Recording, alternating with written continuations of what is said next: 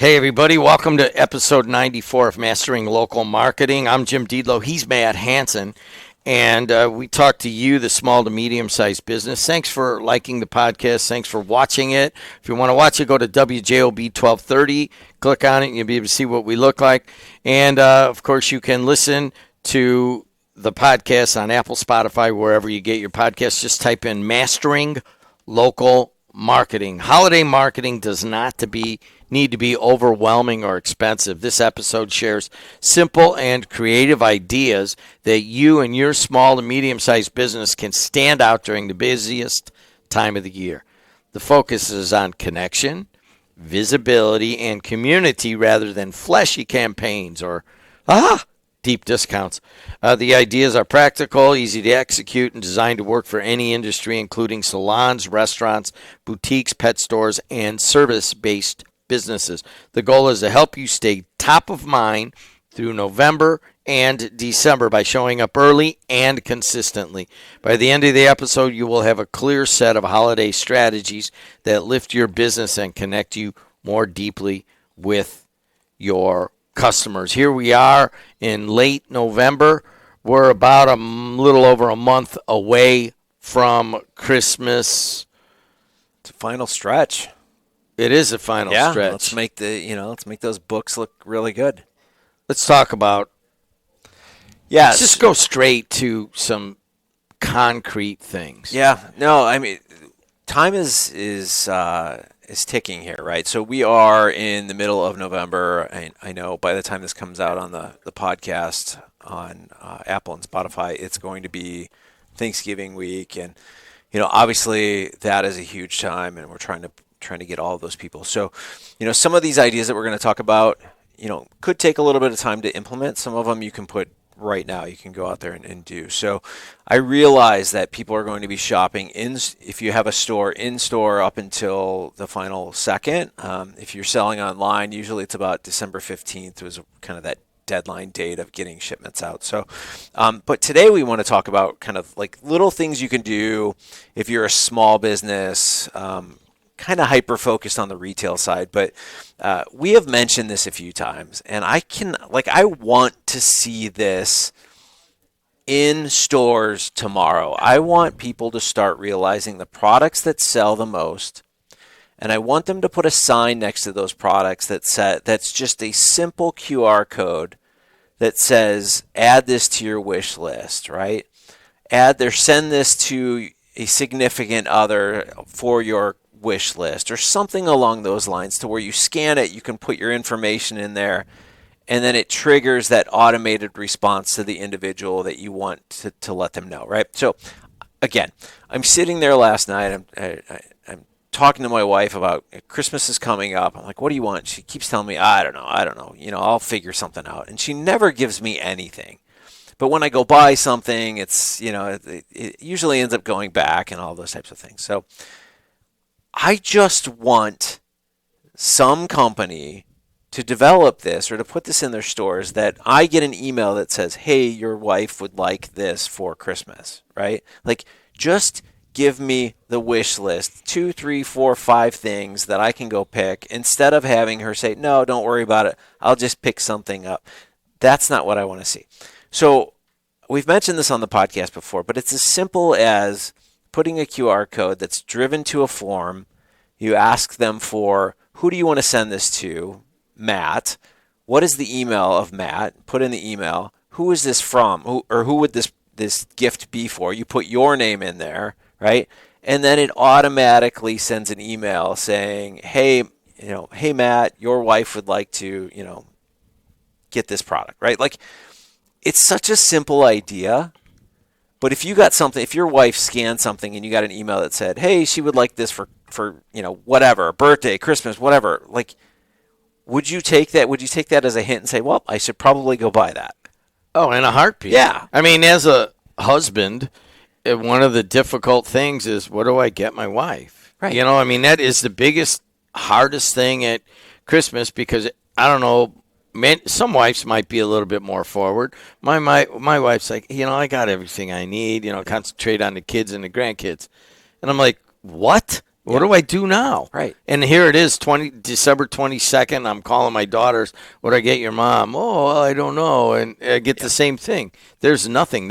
So really what you're talking about is a QR code hint system, I think would be the little right sign term. next to each But product. only by the bigger sellers. You don't want to have those all over your store. No. Just here, hey, this is our biggest selling book. Right. And you say you got a bookstore. Hey, a lot of people are buying this book right now, Wild Dark Shore, which is one of the better selling ones. Kind of a lot of women's-based book clubs are doing that book. I read it. My wife's in a book club, and I'm like, wow, this is a great book. That would have been a great Christmas present, but we already bought it online for the book club. That is the QR code hint system. But think about this, right? So you go out there and you're running meta ads, Facebook, Instagram ads, trying to get people to come into your store, trying to get people to convert, right? And you're sitting there and you're not quite sure if it's converting or not. You put a simple, people walk through your store. Let's say 50 people walk through your store every single day, your small local, like town square kind of thing. And 50 people walk through your door every single day. If 2 people scan that, what do you think the conversion rate on that's going to be? Pretty darn high compared to just running ads to general traffic, right? So if let's say for the next 30 days, 60 people scan that, what do you think is going to convert? 50% of that, maybe? How to do just Google it, how to do a QR code. It's pretty easy. You do not be afraid of the technology on that. We're not going to go that far into it. All right, giveaways. Yeah, we all understand the things that have been shared with us through the years. So it's always like the 12 days of Christmas and those types of things. We are mid-November right now, and the 12 days of Christmas, right? Like you've got December 1st through December 12th. It's a perfect type of promotion to run because you can do a different small giveaway or a small event or something every single day for 12 days. And people start to look forward to what is it that that is going to be the next day and the next day and the next day. So as you've gone through, the craziness of Friday, right? Right after Thanksgiving, you've got the Saturday, which is Small Business Saturday, and then you got Cyber Monday. And once you get your breath from all of that, and then we go into December, roll back out with the 12 Days of Christmas program where you're doing some kind of small event, some kind of small giveaway, some kind of small service, whatever it may be, to get people to keep coming back. Because realize we go through Black Friday to Cyber Monday, there are still things that we haven't purchased, right? So there's still 1 or 2 individuals that we're still looking for something. Take that and use that to your advantage, because those 12 days of Christmas, if you can pull them back into your store, the odds of you selling something in doing that is much better than just ignoring it and saying, I hope somebody comes in the next 12 days. We're recording this in 2025 November, and quite frankly, I have not seen this in a while. There is a massive need at the local food bank. Our largest sponsor, Streck and Van Til Stores, is a huge patron of the Northwest Indiana Food Bank, and we are seeing that a number of businesses that advertise with us outside of Streck and Van Til, which is certainly a drop-off point, is that they're becoming drop-off points for food, especially. What does that do for your business?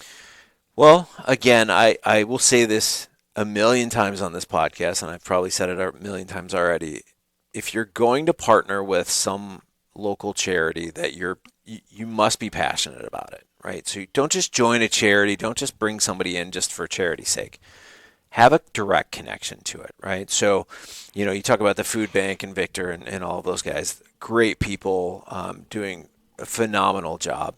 And they're under a lot of stress right now. They had a mile-long line the other day. Yeah, it's amazing. But, with me, if I start to look at things and different things that I want to help, many times it's, my mom died from pancreatic cancer. My son had cancer. There's these things that are close to me. I used to serve when Victor was with the March of Dimes, I served on the board with him there. And, if you've ever seen the NICU at I mean, it's just tears your heart apart. So, I mean, there are things that you want to be part of because they touch something inside of you. And if you're going to do a drop off of some sort, make sure that it resonates with you. We used to do coats drop off for kids that needed winter coats. And we did that for years. And it was just the fact that when my mom passed, I heard all of these stories of all these like underground things that she used to do. And that was the surface level, but it was all of this charitable events and things that she used to do. And it was amazing to me to hear that. But I remember still to this day us taking in all of these coats, or we'd go to Walmart and we would take money in from people and we'd go buy 50, 100 coats for kids that needed, just warmth in the winter. And, that's something that you will see right past somebody if they're just doing it just as a promotion. There's got to be a direct tie to it. But again, the holidays aren't necessarily about giving, they're about helping and supporting your community. So, that's what I said. I understand we're talking about like driving new revenues and things like that. But again, the whole approach of giving back and being part of your community is just as important. Social media, how do you use that? I think it's the same thing, right? So we mentioned the QR codes, and if you put products and you create a wish wall of different products that most people are buying this, for example, we used to have this. It almost looked like a Barbie doll kind of product. It didn't have a head on it. It was all wires, but it was a jewelry holder for like necklaces and things like that. And we would get those things in and they'd sell out in a day or 2 days. It was amazing. Like it was the product for like 2 years. And, you could post something like that on social and put 10 of them in a picture and say, which one would you like for Christmas or whatever, and tag somebody that you want them to know, right? So your husband or whatever, right? But use social media. We didn't have social media back when we were doing the home decor shop back in the day. I mean, it was infancy, but like today, you can post all kinds of product out there and have people tag those products as a wish wall, right? Like, this is what I would like to get. Holiday themed photo op. I've seen places use this. Mm-hmm. A lot of it's automated now. You don't have to have a photographer there. How would you put that in a business? So I had this boss back in the day, and he loved Christmas, and he went to, there's a place in Frankenmuth, and I forget what Bronner's, that's what it's called, Bronner's, and it's like the largest well Christmas, known in the Midwest. Huge. It's in Michigan, right? Yeah. And so he went up there and he spent some ridiculous amount of money on all the animatronics, and he created this whole Christmas thing, and spent way more money than I would ever spend on it. But I remember taking that as a lesson, because I remember when he did it, these people came to see it and we were setting it up, and I thought it was just so cool that we were setting up these old school window displays, kind of how they had in Marshall Fields and all this in Chicago.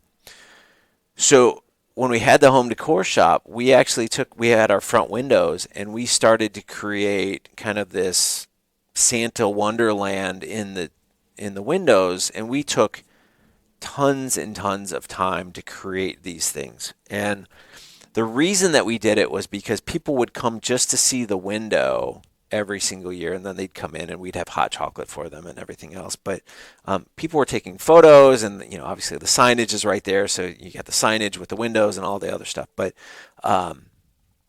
it's something festive about it. We brought it in. It didn't take too much to really kind of do these things, but we weren't going out and spending $200,000 on animatronics and things. I mean, we were going to the local Home Depots and things like that to buy different things, but we would customize it with our product and have kind of all this intricate details into it, and people just loved looking at the windows. So it would drive a ton of traffic and would drive our revenues up every single year.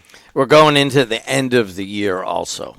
And using home decor, you had some very best customers. What can you do for them? Yeah, we used to invite them to kind of like a secret night to just come in and just enjoy time. We would have food and we'd have drink and all this stuff, and we'd invite them just for like a little end of year party, right? So you had your best customers; they got a nice little invite, postcard invite or whatever it was, and we would just spend 2-3 hours just getting to know them better, having conversations. How are the kids? How did that table work out with you? Let us know if there's anything we can do, right? Like it was, and we would completely transform the store into a winter wonderland. So I think we had 13 different Christmas trees, and like it was just stuff was just I kid you not, we probably had 500 ornaments on each tree. I mean, it was elaborate. And we had this great manager that would go through and do all of this. So it was really kind of an experience that people were coming in and they were kind of getting this holiday joy, and it was sharing, and there were no pressure to sell anything. But if somebody wanted to buy something when we were there, the register was open. But it was just getting to know people. And I don't think we do that enough. I think we've with digital and the Amazons of the world, that we've just become this faceless shopping mechanism. I think there's some pushback coming over the next couple of years. I think we want to physically go into a store. In some cases, I think we're kind of reshaping how retail is looking. Again, we were talking about Michigan earlier and how you can go up to Michigan and like you have all these little intricate shops that you can shop in, and those are fun, right? It's something different. So I don't know. I don't know where things are going, but I can tell you, if you have a year-end event with your best customers, it's not about selling. It's about getting to know them better and about just being human. And if you do that, yes, you're going to sell some product while you're there, but you're actually building relationships, and that's what business is. It's just a relationship. What if you have more than one location? You got an idea there? Yeah, so each location is different, and each location is going to have different customers, right? So if you have a small local business, 90% of people will travel 20 minutes or less. So let's say you have one location here in Hammond and you have one location 45 minutes away in Valparaiso. Those are going to be two different sets of individuals that are shopping. So you can have two separate events. Maybe you have one on Saturday, you have one on Sunday. But realize that you can have them in different locations, but you've got probably 80% of your customer base at each location is going to be different. So you have to understand your customer. Do I want to travel 45 minutes for, hot chocolate and cookies? Probably not. But what is it that you're doing in that event that is driving them? But you can do it in multiple locations. And what about a holiday passport system for those multiple locations? This is done a lot in small towns, right? So you have some kind of passport or some kind of like stamp system, go to different stores during a certain event. We've done them with art events, we've done them with holiday events, but if you want to get really creative, you can kind of have like Santa's passport, and maybe you've got 7 different businesses in an area that are participating, and once you bring that passport back, you're entered into some grand drawing for whatever it may be. But it gets people in each one of the doors for all of the businesses that are participating. And obviously you don't want people driving 45 minutes from one location to the other, but if it's a 2-minute drive down the road to the next one, a 2-minute, right? We're in the Midwest. There's a lot of towns that have a courthouse in the middle, and then they have the shops all around. You could do them all walking. Right. And then you've got, this little passport they turn in. It's been stamped from all the different, quote unquote, different countries, right? The stores. And you bring it back, and then now if you have people register for this, you've got to get their contact information. Now all 7 stores have new customers that they can reach out to, because I'm assuming if you're participating, you're going to get the information as well. But you build a basket together. So those 7 companies that are all together have built this basket, this grand prize, so to speak. And maybe you're giving $20, $30, $40, $50 towards it, but you're getting all of these new customers in a database that you can use moving forward. Episode 94, Holiday Marketing Ideas for Small Businesses. If you missed it this time, remember it's episode 94, and start looking at it in September or August and say what you're going to do. But really, it comes down to an attitude of making use of the holiday time. Yeah. And that's where it starts. So this has been episode 94. Thanks a lot to Adriana Alvarez. Thanks a lot to you, Matt, for talking about this stuff. But most of all, thanks to you for watching and listening. Till next time, see you later.